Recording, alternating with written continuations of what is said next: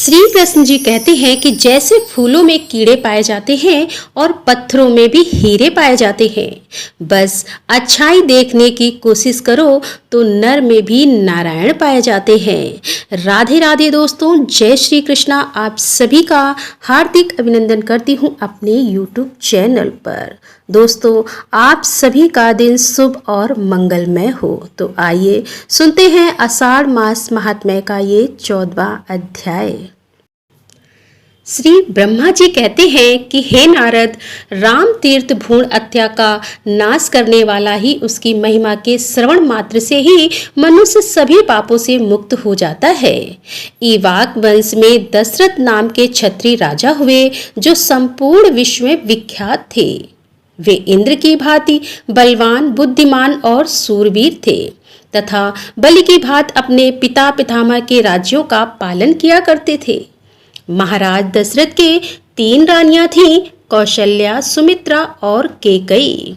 वे तीनों कुलीन, सौभाग्यशाली ही नहीं बल्कि रूपवती और सुलक्षणा थीं। राजा दशरथ जब अयोध्या के सिंहासन पर आसीन थे और ब्राह्मण वेताओं में श्रेष्ठ वशिष्ठ जी उनके पुरोहित पद पर प्रतिष्ठित थे, उस समय देश में ना रोग थे, ना मानसिक चिंताएं, ना तो अनावृष्टि होती थी और ना ही अकाल पड़ता था। ब्राह्मण, क्षत्रिय, वैश्य तथा शूद्रों को और चारों आश्रमों को भी पृथक पृथक बड़ा सुख मिला करता था। एक समय की बात है कि देवताओं और दानवों में राज के लिए युद्ध छिड़ गया। ना तो उसमें देवताओं की जीत होती थी और ना ही दैत्यों और दानवों की। इस तरह वह युद्ध कई दिनों तक लगातार चलता रहा और इसी बीच में आकाशवाणी हुई। राजा दशरथ जिनका पक्ष ग्रहण करेंगे वे ही विजय होंगे, दूसरे नहीं। यह सुनकर देवता और दानव दोनों अपनी विजय के लिए राजा के पास चले। देवताओं की ओर से वायु शीघ्र जा पहुंचे और राजा से कहने लगे, आज देव दानव संग्राम में आपको चलना चाहिए। वहां यह आकाशवाणी सुनाई दी है कि जिस ओर राजा दशरथ रहेंगे उसी पक्ष की जीत होगी। अतः आप देवताओं का पक्ष ग्रहण कीजिए जिससे देवता गण विजय हो सके। वायु की यह बात सुनकर राजा दशरथ ने कहा, हे वायुदेव, आप सुख पूर्वक पधारे, मैं अवश्य चलूंगा। वायु के चले जाने पर तुरंत ही दैत्यगण राजा के पास आ गए और कहने लगे कि हे भगवान, हमारी सहायता कीजिए। महाराज, विजय आप पर ही अवलंबित है, अतः आप दैत्य राजा की सहायता के लिए चले। राजा बोले, वायुदेव ने पहले मुझसे प्रार्थना की है और मैंने देवताओं की सहायता करने का वचन भी दे दिया है, अतः दैत्य और दानव वापस लौट जाएं। राजा दशरथ ने जैसा कहा था वैसा ही किया। स्वर्ग में पहुंचकर उन्होंने दैत्यों, दानवों तथा राक्षसों के साथ युद्ध किया। उस समय नमुच के भाइयों ने देवताओं के देखते ही देखते बाण मारकर राजा के रथ की धुरी तोड़ डाली। राजा बड़े वेग से युद्ध में लगे हुए थे, उन्हें धुरी टूटने का पता ही नहीं लग पाया। नारद, उस युद्ध में रानी कैकेयी भी राजा के पास ही बैठी थी। अब आपको यह भी पता चलेगा कि आखिरकार राजा दशरथ ने कैकेयी को 3 वचन क्यों दिए थे, जिसमें एक वचन में कैकेयी ने राम के लिए 14 वर्ष का वनवास मांगा और इस युद्ध में राजा दशरथ के साथ उनकी रानी कैकेयी भी गई थी और राजा के पास ही बैठी थी। रानी को रथ की अवस्था का पता लग गया, परंतु उन्होंने राजा को इस बात की सूचना नहीं दी। धुरी टूटी हुई देखकर रानी ने उस जगह अपना हाथ ही लगा दिया और यह बहुत बड़ा अद्भुत कार्य था। रथियों में श्रेष्ठ महाराजा दशरथ ने कैकेयी के हाथ से थामे हुए रथ के द्वारा दानों और दैत्यों पर विजय पाई। फिर देवताओं से अनेक वर पाकर वे पुनः अयोध्या वापस आ गए। आते समय मार्ग के बीच में जब महाराजा दशरथ ने अपनी प्रिय कैकेयी की ओर देखा, तब उनका वह साहसपूर्ण कार्य देखकर उन्हें बड़ा विस्मय हुआ। हे मुनि, इस कार्य से प्रसन्न होकर राजा ने कैकेयी को वर दिए। रानी कैकेयी ने भी राजा की आज्ञा स्वीकार करके इस प्रकार कहा कि हे महाराज, आपके दिए हुए ये वर आपके पास ही रखिए, आवश्यकता पड़ने पर मैं इन्हें ले लूंगी। राजा दशरथ पुरस्कार में अनेक प्रकार के आभूषण देकर अपनी प्रिय कैकेयी के साथ अपने नगर को गए। विजय होने से वे बहुत प्रसन्न थे। बहुत बीतने के बाद मुनीश्वर ऋषिश रंग की कृपा से देवताओं की कार्य सिद्धि के लिए राजा दशरथ के 4 पुत्र हुए। कौशल्या से राम, कैकेयी से बुद्धिमान में श्रेष्ठ भरत तथा सुमित्रा से लक्ष्मण और शत्रुघ्न हुए। वे पुत्र बुद्धिमान, प्रेम तथा राजा के आज्ञाकारी थे। एक बार महल में महर्षि विश्वामित्र आए और उन्होंने यज्ञ की रक्षा के लिए राजा से राम और लक्ष्मण को मांगा। विश्वामित्र उनके महत्व को जानते थे। तब राजा दशरथ कहने लगे कि हे मुने, इस बुढ़ापे में किसी तरह दैव योग से मेरे ये बालक उत्पन्न हुए हैं, जो मेरे मन को आनंद देने वाले हैं। मैं अपना शरीर और यह राज्य दे दूंगा, किंतु इन पुत्रों को नहीं दे सकूंगा। उस समय वशिष्ठ ने राजा दशरथ को समझाया कि राजन, वंश होने से किसी की प्रार्थना को ठुकराना नहीं सीखा।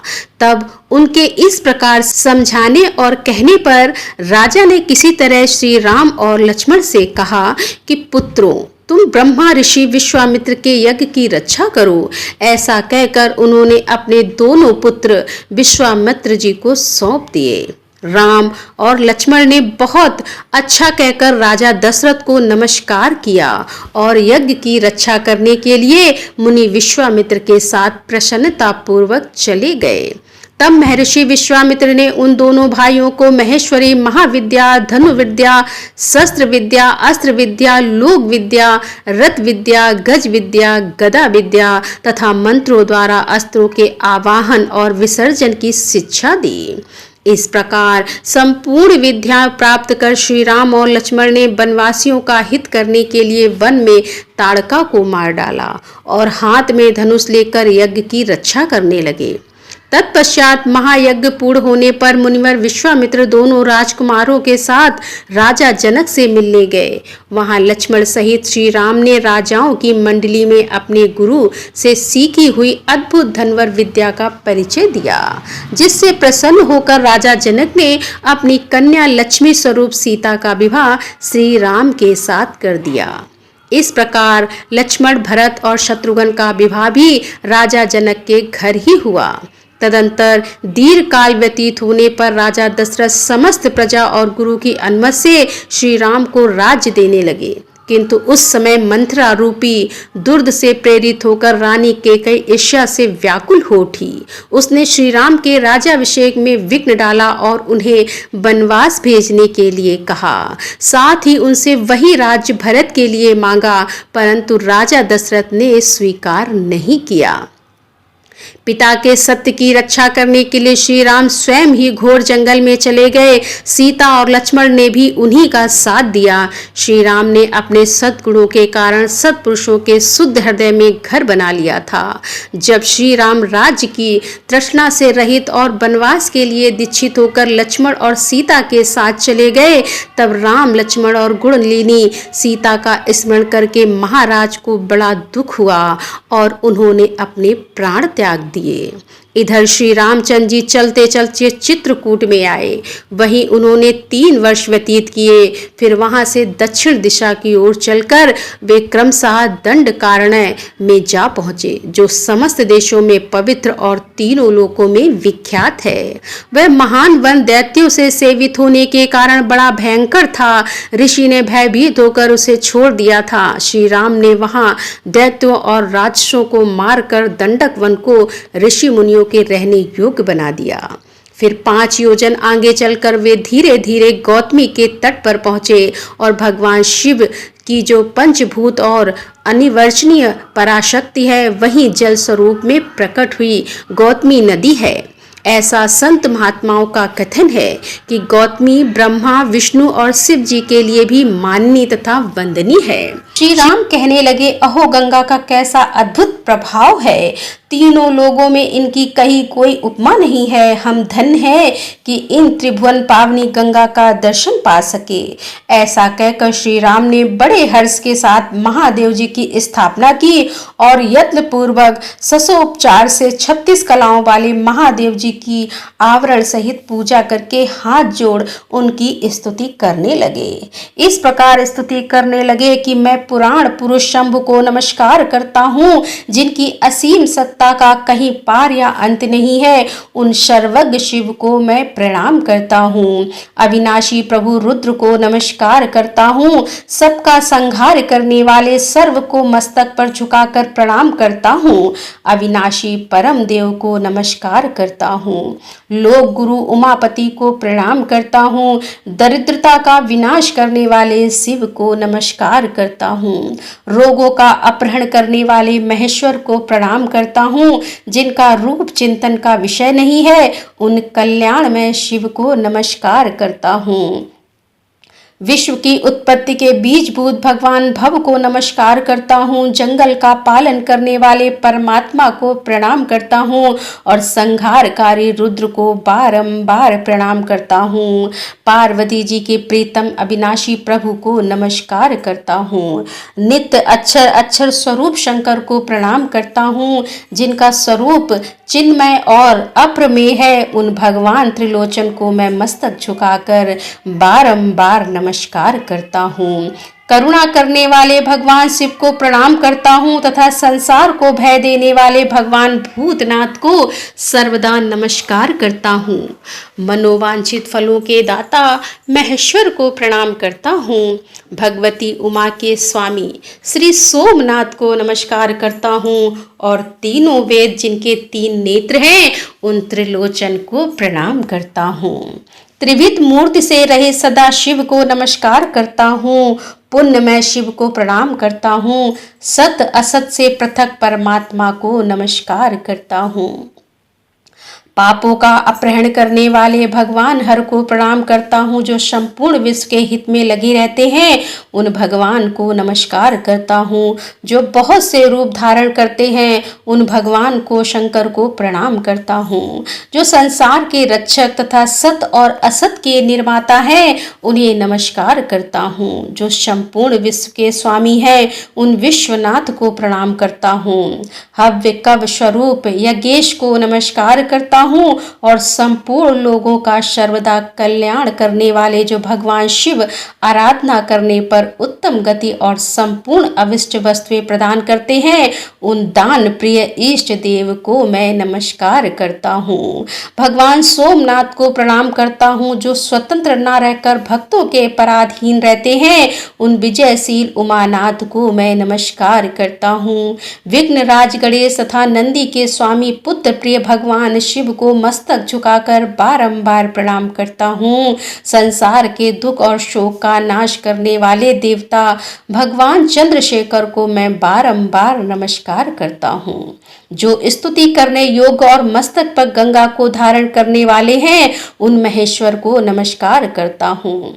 देवताओं में श्रेष्ठ उमापति को प्रणाम करता हूँ। ब्रह्मा आदि ईश्वर इंद्र आदि देवता तथा असुर भी जिनके चरण कमलों की पूजा करते हैं, उन भगवान को भी मैं नमस्कार करता हूँ।